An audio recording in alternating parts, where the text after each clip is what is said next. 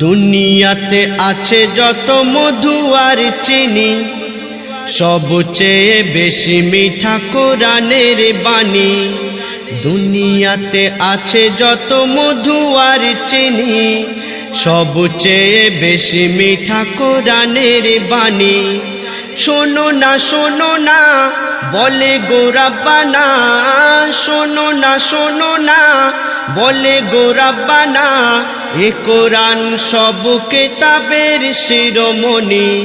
দুনিয়াতে আছে যত মধু আর চিনি, সবচেয়ে বেশি মিঠা কোরআনের বাণী।